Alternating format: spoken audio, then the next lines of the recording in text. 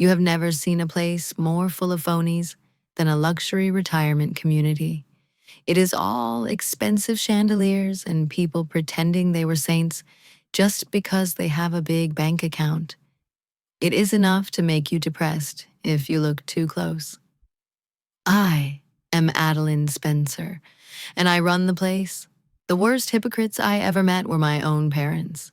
They skipped my graduation to go shopping in Paris, leaving me standing there like a dope, and now they expect me to roll out the red carpet. It kills me, it really does. Like, share, comment, and subscribe to our channel. We always appreciate the time you spent here with us. Now, let me tell you about the day they walked back into my life. From my vantage point on the third floor, the Atlantic Ocean looked like a sheet of hammered pewter cold and relentlessly moving against the jagged cliffs of Newport. I adjusted the cuffs of my silk blouse, catching a glimpse of my reflection in the floor-to-ceiling glass. At 29, I was the youngest CEO in the history of the Gilded Oak Reserve, a fact that unsettled as many people as it impressed. This wasn't a nursing home. We didn't have orderlies in scrubs pushing medication carts down fluorescent hallways.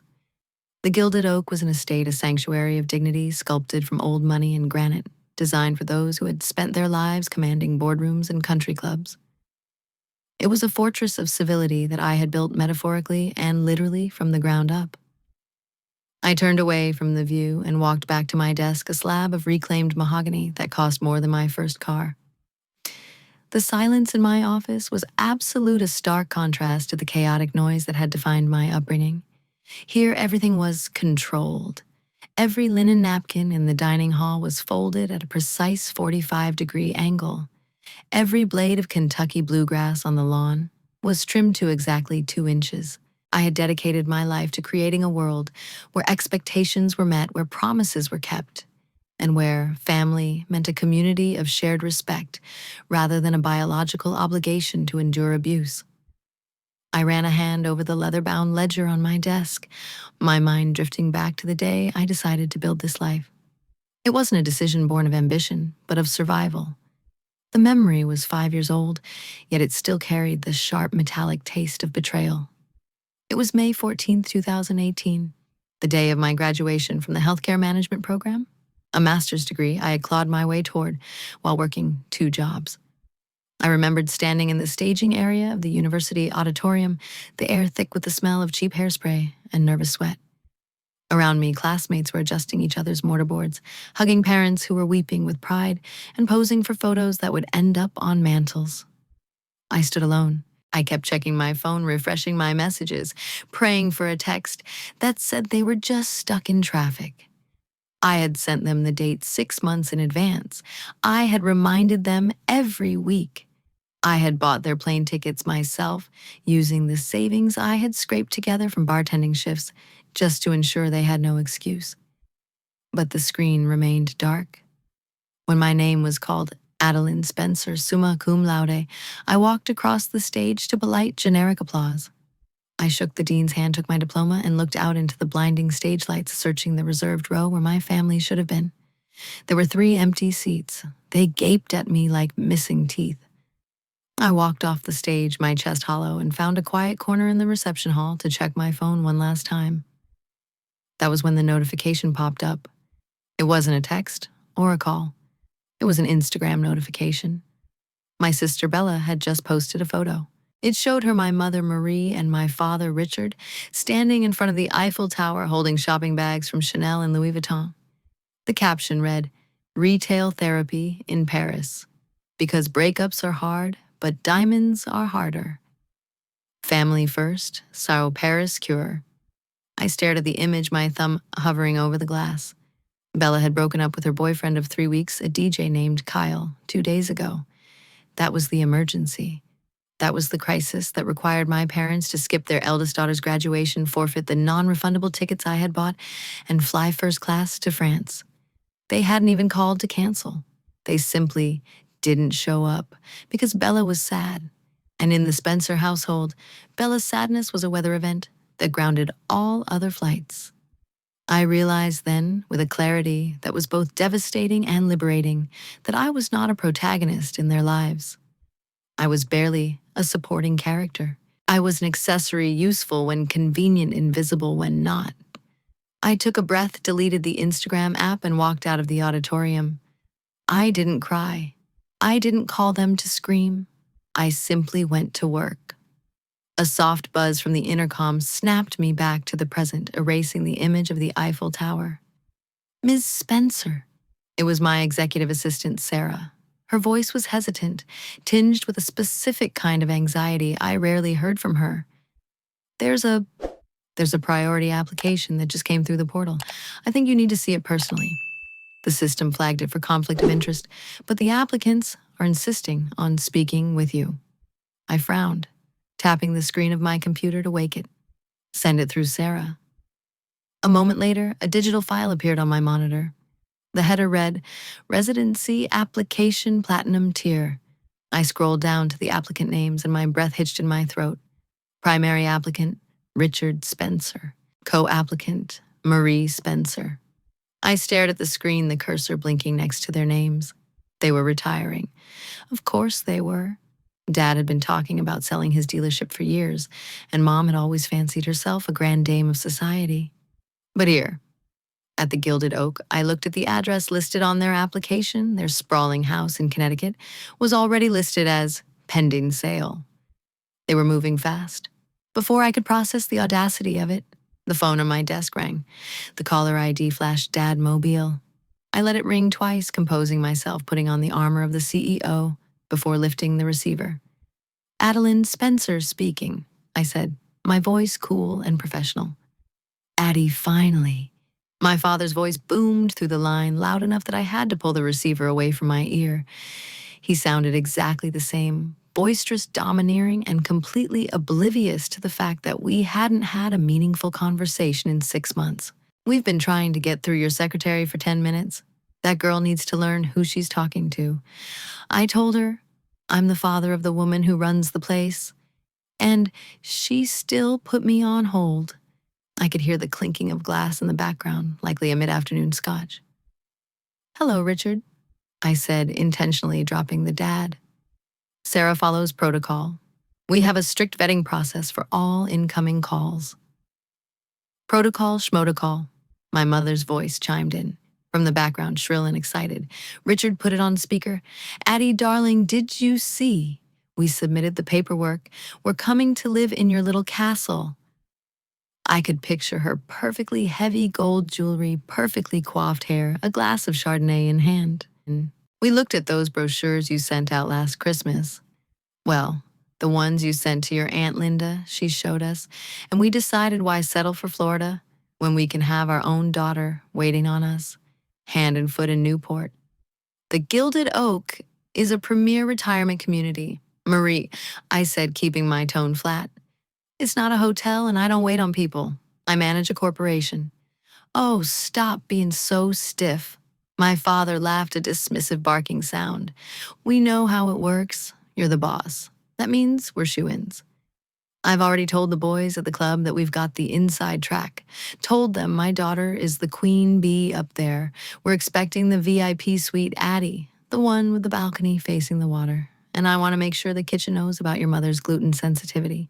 Real gluten sensitivity, not that fake stuff. And Bella is so excited to come visit. Mom added, her voice pitching up. She thinks the coastal vibe will be great for her influencer brand. She wants to do a photo shoot in the lobby. I told her you'd clear out the old folks for an hour so she can get good lighting. My grip on the phone tightened until my knuckles turned white. They weren't asking. They were informing. They saw my career, my achievement, my sanctuary as nothing more than an extension of their own ego. They viewed the Gilded Oak as a new stage for their performance, and me as the stage manager. They assumed that because I was their daughter, the doors would swing wide open, bypassing the rigorous vetting, the financial audits, and the character assessments that kept our community safe. The application process is quite thorough, I said, cutting through their chatter. There are interviews, financial checks, reference calls. Don't be ridiculous, Dad scoffed. You run the place. You sign the papers. It's a done deal. We're practically packed. We'll be there tomorrow for the tour, but honestly, we're just coming to pick out the curtains. We expect the red carpet, Addie. Don't embarrass us. Tomorrow, I asked, looking at my calendar. That's very short notice. We're family, Mom cried out, sounding offended. Family doesn't need notice. We'll see you at noon. And tell that receptionist to have my sparkling water ready, room temperature with lime. The line went dead. They had hung up, confident in their command. I slowly replaced the receiver, the silence rushing back into the room. They had no idea. They thought I was just the administrator, the woman who hired the janitors and signed the payroll. They didn't know how the Gilded Oak was actually structured. They didn't know about the bylaws of the corporation, Article 4, Section 2. They didn't know that residency wasn't granted by the CEO alone.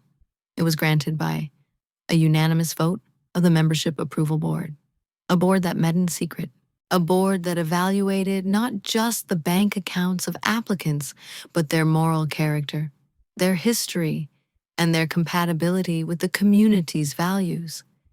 And most importantly, they didn't know that I didn't just run the facility. I held the deciding seat on that board. I looked at the application on my screen again. Richard and Marie Spencer. They wanted a show. They wanted the red carpet. I would give them a tour they would never forget. I pressed the intercom button. Sarah, I said, my voice steady and cold as the ocean outside. Approve the preliminary tour for Mr. and Mrs. Spencer tomorrow at noon, and Sarah flagged their file for a level 5 board review, full scrutiny. I leaned back in my chair, watching the waves crash against the rocks below. They wanted to enter my world. They had forgotten that in my world I made the rules. And for the first time in my life, I wasn't the one who was going to be left standing alone in the cold. The lobby of the Gilded Oak Reserve was designed to induce a sense of immediate reverent calm. The floors were Italian marble, polished to a mirror finish that reflected the vaulted ceiling and the crystal chandelier that hung like a frozen waterfall in the center of the room. The air always smelled faintly of white tea and old books, a scent engineered to lower blood pressure. It was exactly noon when that carefully curated silence was shattered. The heavy oak double doors swung open, not with the respectful pause our residents usually employed, but with a violent shove. My sister Bella entered first, walking backward, her phone held high on a stabilizer stick. She was narrating to a screen, her voice shrill and echoing off the stone walls. Okay, guys, so we are literally walking into my sister's empire right now. Look at this place. It's giving Bridgerton meets billionaire retirement home. And guess who gets the hook of us? Behind her, my parents made their entrance. My mother Marie was wearing a fuchsia pantsuit that screamed for attention against the muted creams and taupes of the lobby. My father Richard wore a navy blazer with gold buttons that looked suspiciously like a yacht captain's costume. His sunglasses perched on his forehead as he surveyed the room with the arrogance of a conquering general. I stood by the central fountain, my hands clasped in front of me, flanked by 2 of my security staff who looked ready to intervene. I took a steadying breath, locking my emotions into a steel box deep in my chest. Welcome to the Gilded Oak Reserve, I said, my voice projecting clearly across the space. I didn't smile. I didn't step forward for a hug. I stood my ground like a sentry. My mother stopped mid-stride, her arms already half raised for a theatrical embrace. She blinked, confused by the distance. Addie, what are you doing way over there? Come give your mother a kiss. Bella swung the camera toward me, blinding me with the ring light attached to her phone. Say hi to the vlog, Addie. Look at her, guys, the CEO, boss babe. I didn't flinch. I stepped forward, extending a hand stiffly. Mr. and Mrs. Spencer, I said, addressing them with the formal titles I used for strangers. And Miss Spencer, please refrain from filming in the lobby. We value the privacy of our residents above all else.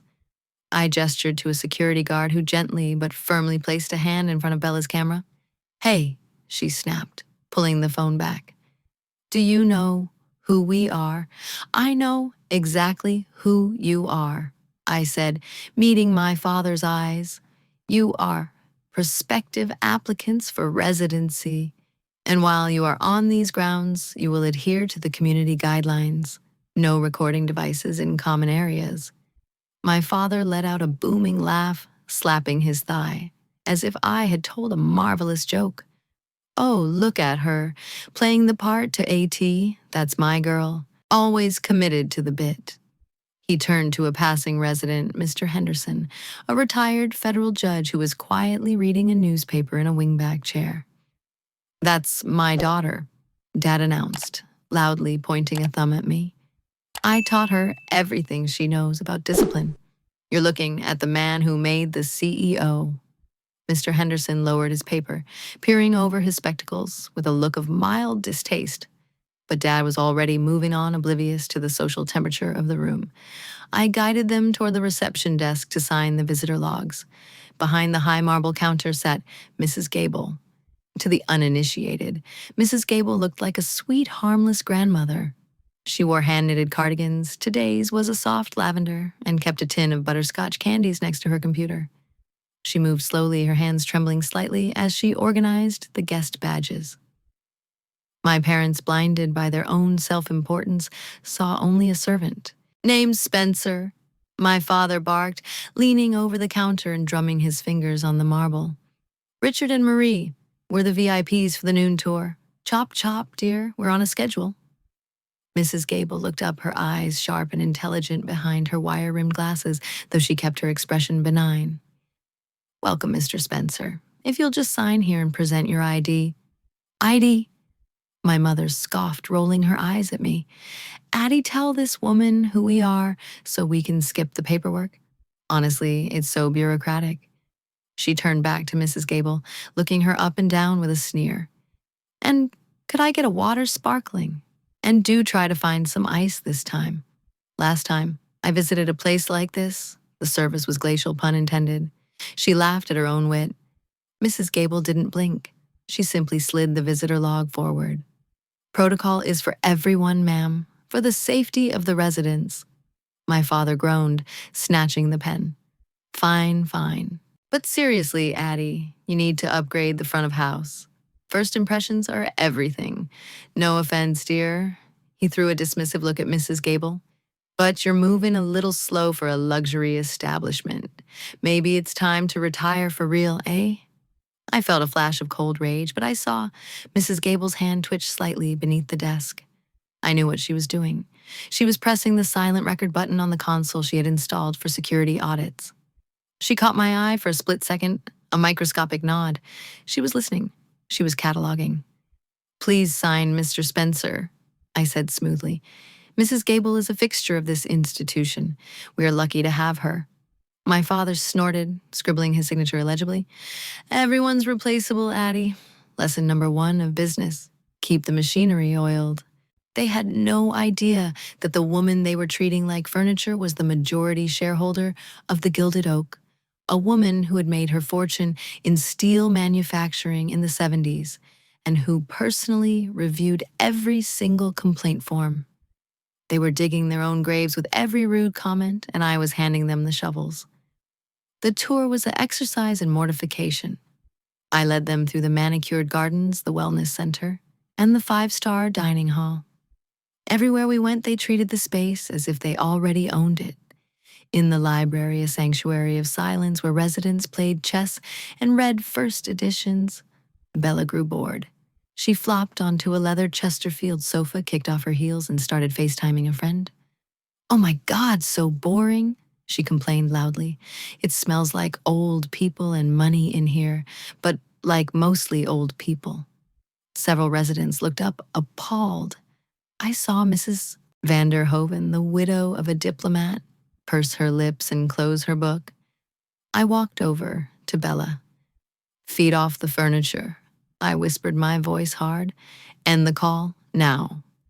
Bella rolled her eyes, but complied, muttering, "Jesus, Addie, power trip? Much?" Meanwhile, my parents were holding court in the center of the room. My father had cornered a group of residents near the fireplace. "Yeah, I looked at the financials before we came." He was lying. He hadn't looked at anything. "I told Addie you need to cut overhead on the landscaping. I'm going to get on the board once we're settled. Shake things up a bit." Bring some real business sense to the operation." He winked at me as I approached.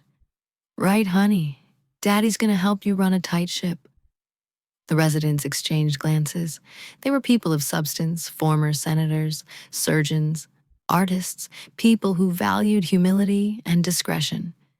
My father was a used car salesman in a bespoke suit, loud and hollow. My mother was examining the drapes. "Velvet," she asked loudly. "A bit heavy for the season, don't you think? When I move in, I'll have my decorator consult on brightening up the common areas. It's a bit mausoleum chic right now." I checked my watch. The tour had only lasted 40 minutes, but it felt like a lifetime. I had to get them out of the public areas before they caused a revolt. "The tour concludes here," I announced, steering them toward the exit. "We have seen the primary amenities." We walked back toward the lobby, my parents energized by their performance. They truly believed they had charmed everyone.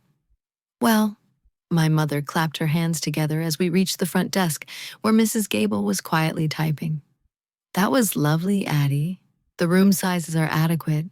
We'll take the corner suite on the 4th floor. When can we move in?"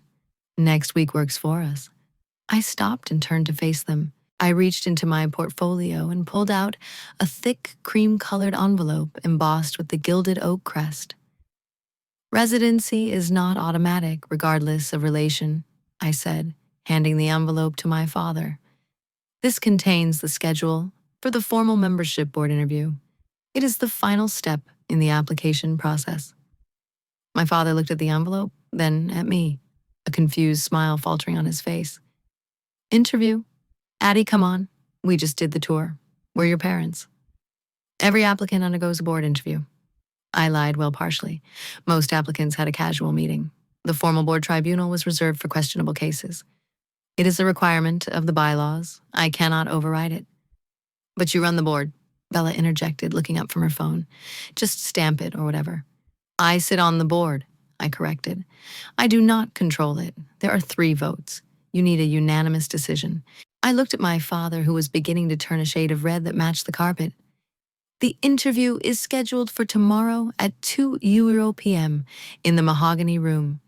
You will be asked about your finances, your background, and your suitability for community life. I suggest you prepare." "Prepare." My mother laughed, a high, nervous sound. "To talk about ourselves, darling. We're experts on that subject. This is just a formality, right? A little show for the other board members so it doesn't look like nepotism." "It is a formal evaluation of character," I said, keeping my face blank.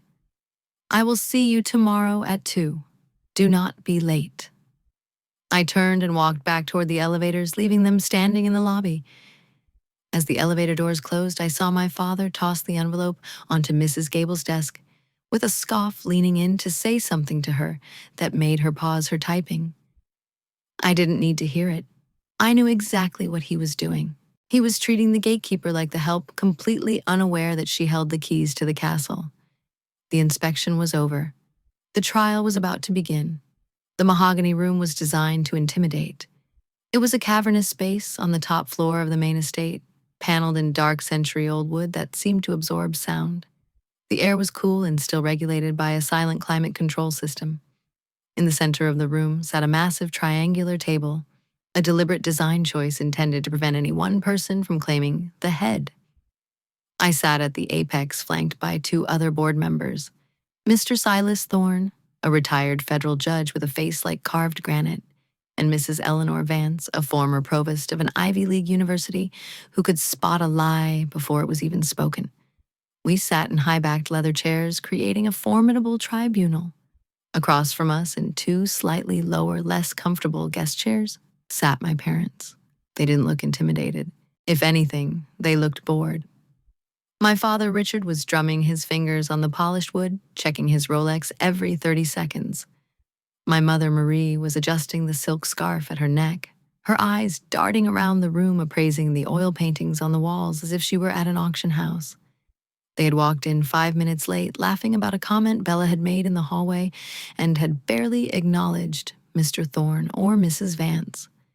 To them, this wasn't an interview. It was a formality. It was the victory lap before they moved into the corner suite. "Shall we begin?" I asked, my voice cutting through their whispered conversation. I didn't smile. I had my hands folded on top of a thick file folder, their file. "Let's get on with it, Addie," my father said, leaning back and crossing his legs. He winked at Mr. Thorne. "I know you folks have rules, but let's be real. My daughter runs the show. I'm just here to sign the checks. And believe me, the checks will clear. The checks." He let out a dry chuckle. "Mr. Spencer." Mr. Thorne said, his voice a deep, gravelly rumble that instantly silenced the room. "The financial vetting is merely the first step. Wealth is a prerequisite here, not a qualification. There are plenty of wealthy people who are not welcome at the Gilded Oak." My father bristled slightly, his smile tightening. "Excuse me. I think you'll find our assets are more than sufficient. We sold the dealership for 8 figures. We're liquid." "We aren't questioning your liquidity, Richard," I said, keeping my tone neutral. "We are questioning your compatibility. The Gilded Oak is built on a specific ethos. We prioritize community integrity and, above all, family values. We need to ensure that every resident contributes to the emotional health of the collective." My mother laughed a sharp, tinkling sound. "Family values? Darling, look at us. We're the quintessential American family. We've been married 30 years. We raised a CEO and an influencer. We're practically the poster children for family values." "Excellent," I said, opening the file. "Then this portion of the interview should be easy for you." I looked at Mrs. Vance, who gave me a subtle nod to proceed. I locked eyes with my parents. This was the moment. The trap was set.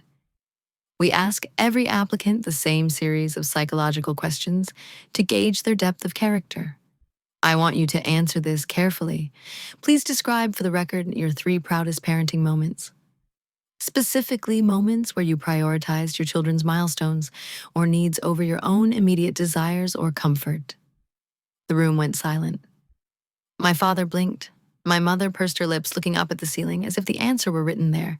It was a simple question for a devoted parent. For them, it was a riddle in a foreign language. "Well," my mother started smoothing her skirt. "There was Bella's Little Miss Connecticut pageant, etiquette. She was 16. It was a rigorous schedule, wasn't it, Richard? We spent weeks driving her to coaches, and when she won, oh, the pride! We bought her that white convertible the next day. A Mercedes. We really spoiled her, but she earned it. We threw a gala at the country club that cost more than a wedding. It was a sacrifice, truly the sheer amount of planning I had to do. I made a note on my pad. Buying a car and throwing a party are financial transactions, Marie, but I'll note it. That's one. Go on." My father cleared his throat. "Bella's engagement party, last year. The guy turned out to be a dud, sure, but the party, spectacular. We hosted it at the Vineyard. We missed the Super Bowl. My team was playing, mind you, to host that party. I stood in a receiving line for 4 hours.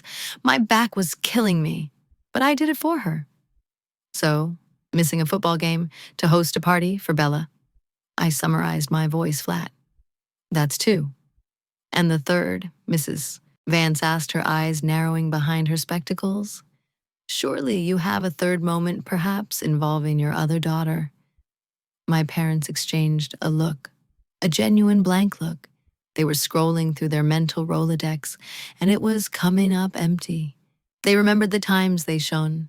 They remembered the times Bella shone, because Bella was an extension of them. But me, my milestones were quiet. My victories were academic, professional, solitary. They hadn't attended my science fairs. They hadn't come to my debates. "Oh," my mother brightened. "The trip to Paris, May of 2018. My heart hammered against my ribs. I kept my face frozen. "The trip to Paris," I repeated. "Tell us about that." "Well, it was a crisis," my mother explained, leaning forward, eager to share their benevolence. Bella had just gone through a terrible breakup. Just awful. She was devastatingly depressed.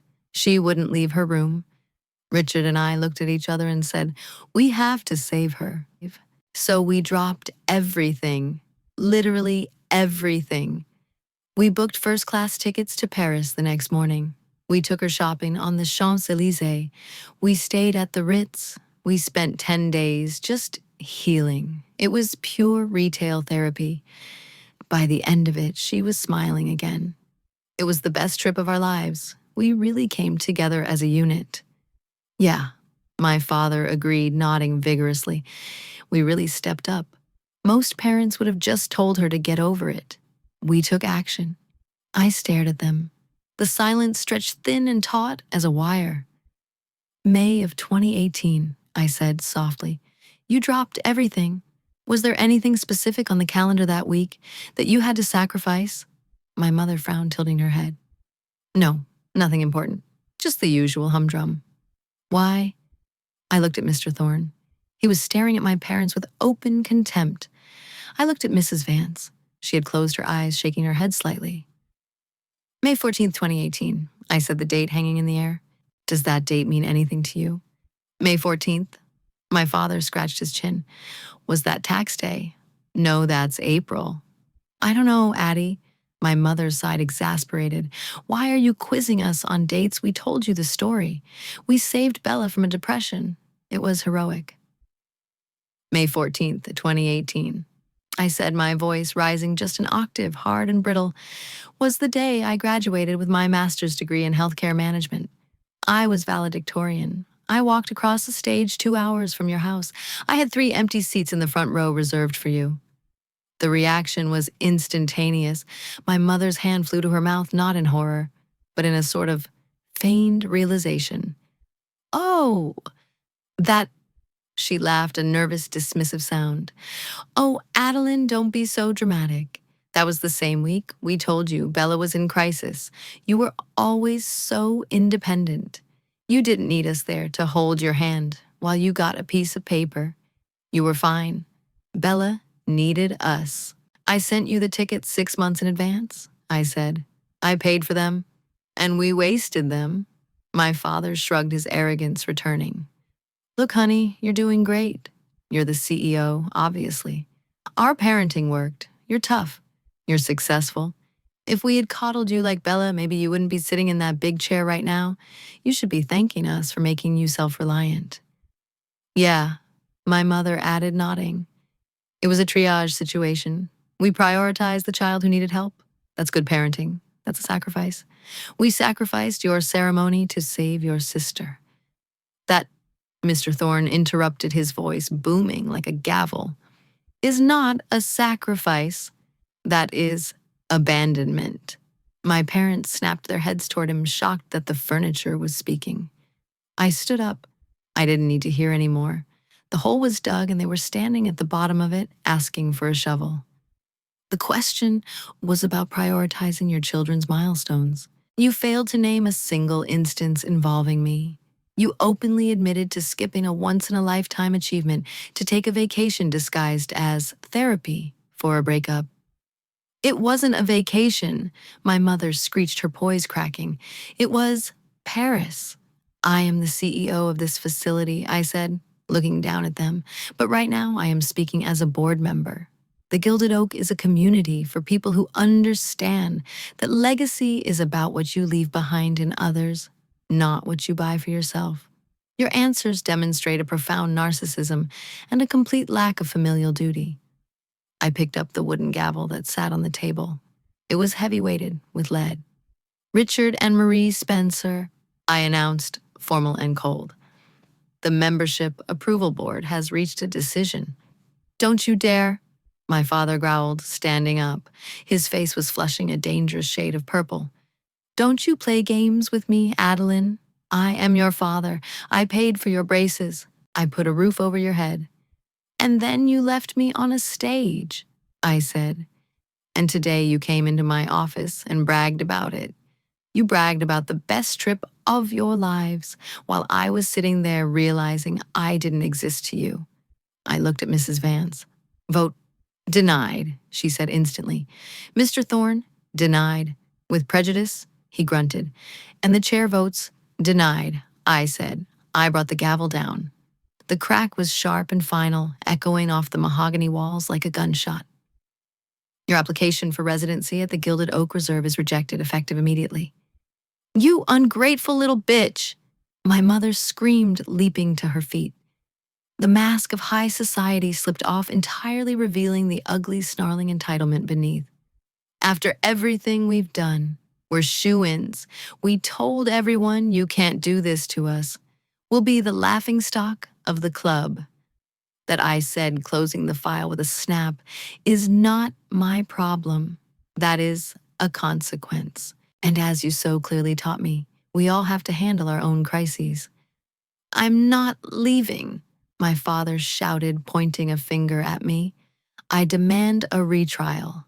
I demand to speak to the owner. You're just a manager. You can't keep me out of here.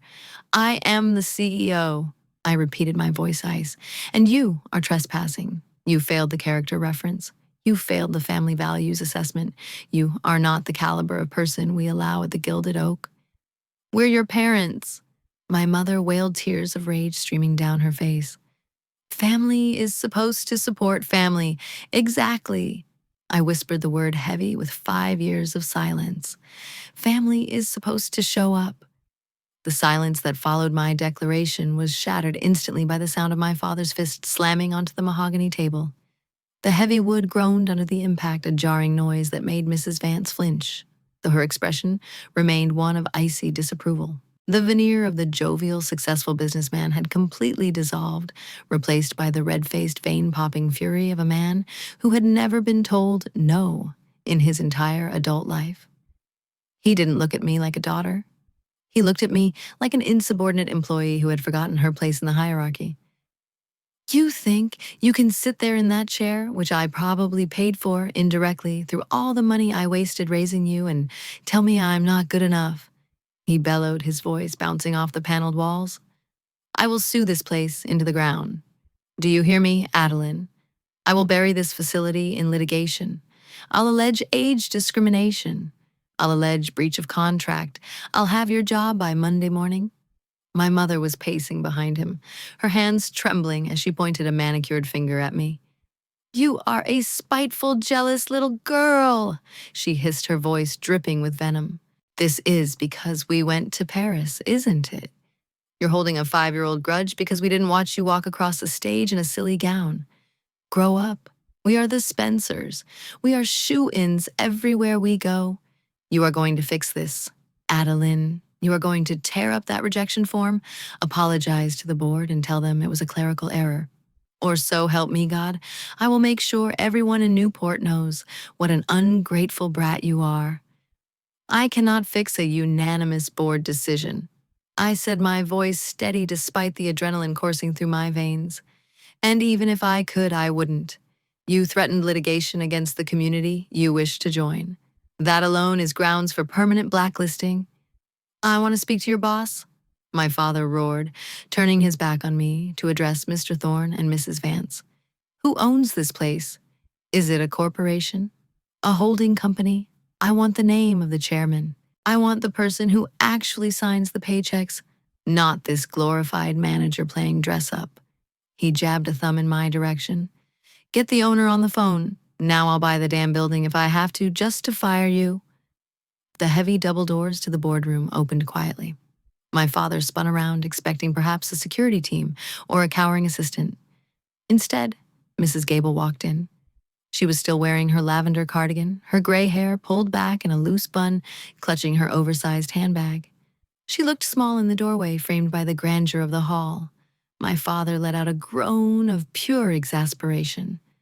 Oh, for God's sake, not now, he yelled at her. We are in the middle of a crisis. Go back to the front desk and answer the phones. Get out. My mother rolled her eyes, throwing her hands up. Someone get this woman out of here. The help in this place is incompetent. We are demanding to speak to the owner, not the receptionist. Mrs. Gable didn't flinch. She didn't retreat. She walked calmly into the room, the soft click of her orthotic shoes on the hardwood floor, the only sound in the sudden silence. She approached the triangular table, walked past my father, who actually stepped back as if afraid her poverty might be contagious, and stood next to my chair. She placed her handbag on the table and pulled out a slim, high-tech tablet. Then she looked up at my father, her eyes sharp and clear, stripping away the sweet old lady persona to reveal the steel tycoon she had been for 40 years.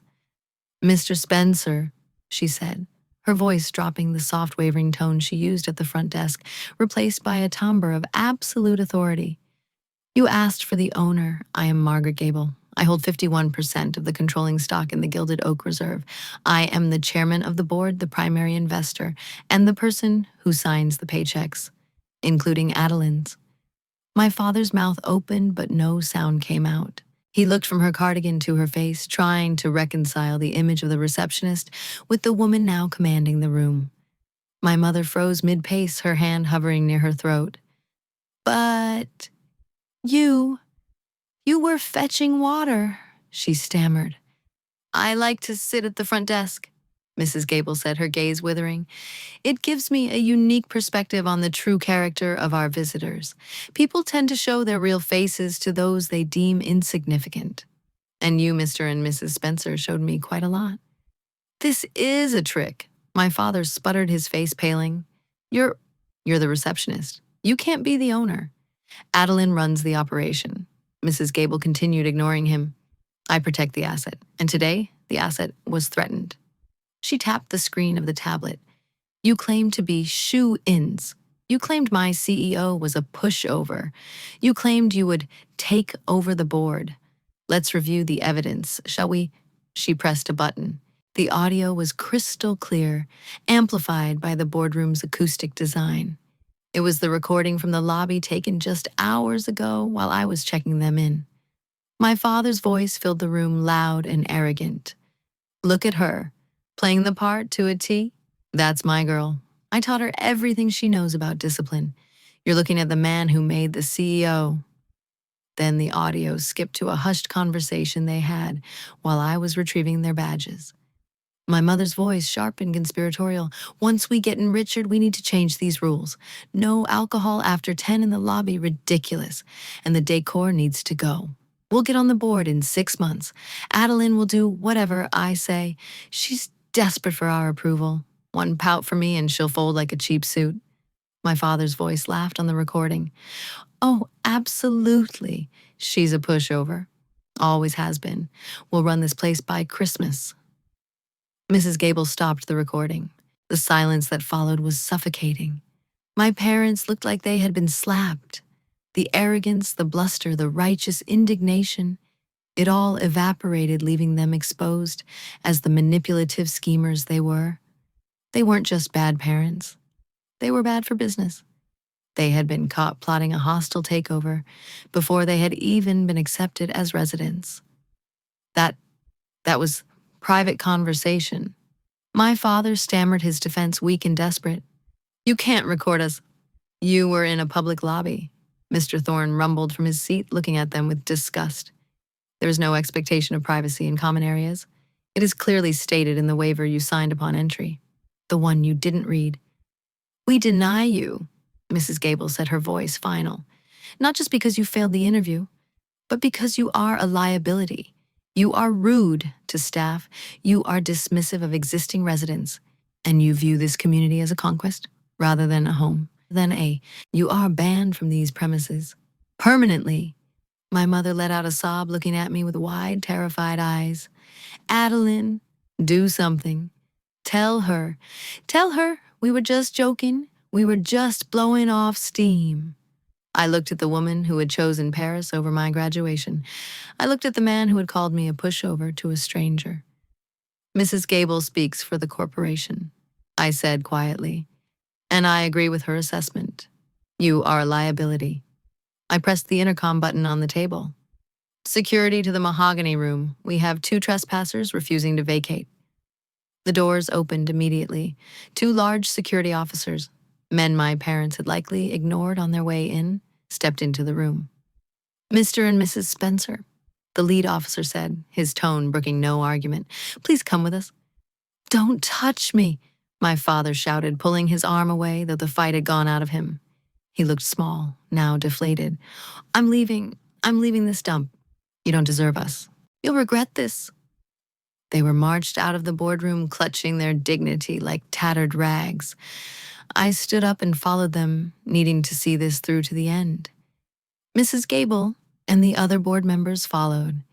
We walked down the grand staircase to the lobby. Bella was there, still sitting on a velvet bench, scrolling on her phone. She looked up as she saw our parents being escorted by security, their faces red and twisted with shame. "Whoa, what's going on?" Bella stood up, phone in hand, instinctively raising it to record.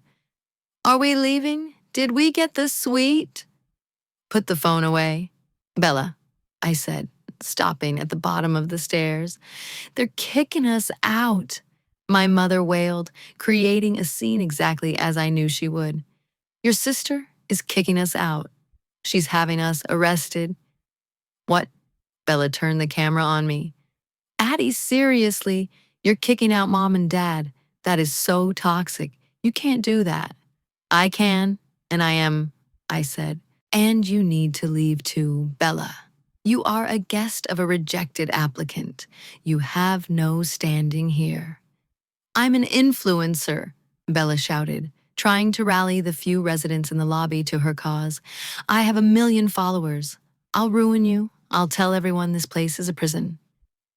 And I will sue you for defamation and release the footage of your parents plotting to overthrow the board," Mrs. Gable said, stepping up beside me. "Trespassing is a crime, young lady. Security escort her out as well." The lobby was full now. Mr. Henderson, Mrs. van der Hoven, and a dozen other residents had gathered to watch the commotion. These were the people my parents had bragged to earlier, the people they had dismissed as old bats. Now those residents watched in silent judgment as the king and queen of the Spencers were marched toward the revolving doors. My father tried to hold his head up, but the whispers of the residents were audible. "Isn't that the man who said he made the CEO?" Dreadful people. No manners. They were shoved out into the cold ocean air, the heavy glass doors spinning shut behind them, sealing the sanctuary of the Gilded Oak against the chaos they brought. I stood in the center of the lobby, Mrs. Gable on my right, my staff on my left.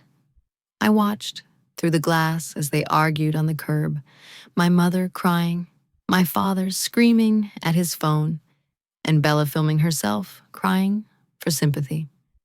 They looked small. They looked pathetic. And for the first time in 5 years, I didn't feel the need to chase after them. 3 months had passed since the doors of the Gilded Oak Reserve swung shut behind my parents and the season had turned. The vibrant greens of the summer lawns had given way to the deep burning reds and golds of autumn, the air turning crisp and smelling of wood smoke and salt. I sat on the private balcony of my office, a heavy wool shawl wrapped around my shoulders, watching the sun dip below the horizon line of the Atlantic. The ocean was calm today, a stark contrast to the hurricane that had swept through my life, and then just as quickly dissipated. On the small iron table beside me sat a single file folder, thin and final. It was the closing paperwork for the Spencer incident, as legal had quietly dubbed it. I didn't open it immediately. I simply breathed in the silence, savoring the peace that I had fought so hard to secure. The Gilded Oak was quiet, functioning like the well-oiled machine I had built it to be. The residents were happy, the board was satisfied, and Mrs. Gable was back at her desk, knitting a teal scarf and guarding the gates with her deceptive grandmotherly charm. The fallout for my parents had been swift, brutal, and entirely of their own making. In the world of high-stakes luxury retirement news travels faster than light, carried on a whisper network that connects every Tier 1 facility on the East Coast. When my father had threatened to sue the Gilded Oak for age discrimination and breach of contract, he hadn't realized that he was effectively lighting a signal flare that warned every other community to stay away. Mrs. Gable hadn't even needed to make phone calls. The rumor mill did the work for her. The recording of them plotting a hostile takeover of the board had leaked, not publicly but privately, passed from board member to board member at the Kensington, the Blue Water Estate, and Highcliffe Manor. When my parents applied to those places, desperate to save face after their public ejection from the Gilded Oak, they were met with closed doors. Their applications were denied one after another, usually within 24 hours. No one wanted a resident who came with a history of litigation and a plan for insurrection. They had been blacklisted. The reality of their situation was far grimmer than a simple rejection. With their Connecticut house sold, and the new owners moving in, and their shoe-in acceptance at my facility evaporated, they were homeless in the high society sense. They needed immediate housing, but the luxury market had frozen them out. I had heard the details from Sarah, who kept tabs on the situation with a grim sort of efficiency. My parents had been forced to settle. They were currently residing at Silver Meadows, a commercial facility 2 states away in a strip mall suburb of New Jersey. It wasn't a slum, but for Richard and Marie Spencer, it was purgatory. It was a place with linoleum floors that squeaked, fluorescent lighting that hummed, and a cafeteria that served meatloaf on a rotating schedule. There was no ocean view, only a view of a parking lot and a discount tire store.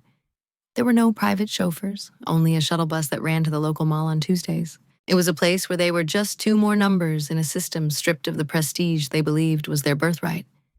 The financial toll had been just as devastating. My father, in his rage, had hired a boutique law firm to fight the Gilded Oak's rejection. He burned through tens of thousands of dollars in retainers, only to be told by 3 separate partners that he had no case. We were a private club. We had the right to deny anyone, especially people who had been recorded conspiring against the management. The legal fees, combined with the rushed move to Silver Meadows and the storage fees for their antique furniture that wouldn't fit in their new, smaller unit, had drained their liquid assets significantly. And that was when the final fracture happened. Bella, realizing that the bank of mom and dad was hemorrhaging cash on lawyers and mediocre rent, had panicked. The trip to Paris, the car, the apartment in the city, it all relied on their solvency. When she visited them at Silver Meadows and saw the linoleum floors, she didn't offer comfort. She offered contempt. She posted a video which Sarah had shown me, where she ranted about toxic family environments and how she had to cut off negative energy to protect her mental health. She didn't mention that the negative energy was her own parents running out of money. She effectively abandoned them in that New Jersey facility, blocking their numbers, just as I had once blocked hers. The family unit, held together by transaction and appearance, had shattered the moment the currency ran out. They were alone, trapped in a room with each other with nothing to talk about but the daughter they had ignored, and the daughter who had deserted them. I picked up the pen from the table. The document in front of me was a permanent persona non grata order. It formalized the ban, ensuring that neither Richard Marie nor Bella Spencer could ever set foot on the grounds of the Gilded Oak Reserve again, not even as guests. It was a legal severance of ties far more powerful than any emotional breakup. I looked at the signature line. My hand didn't shake. I didn't feel a pang of guilt or a longing for what could have been. I thought about the 3 empty seats at my graduation. I thought about the silence of my phone that day.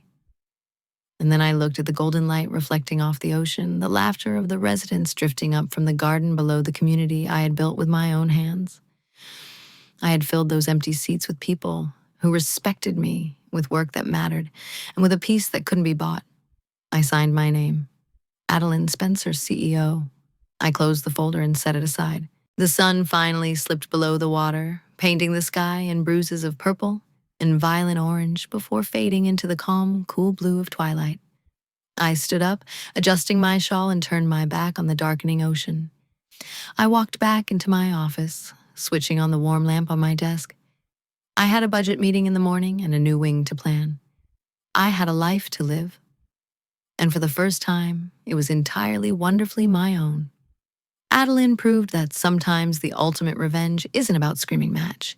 It is simply closing the gate on those who refuse to value you.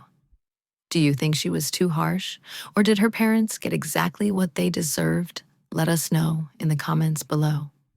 If you enjoyed this narration, please consider subscribing. We read every single comment of your thoughts. Thank you for listening. This has been a story from Ashes of Revenge. We'll see you next time.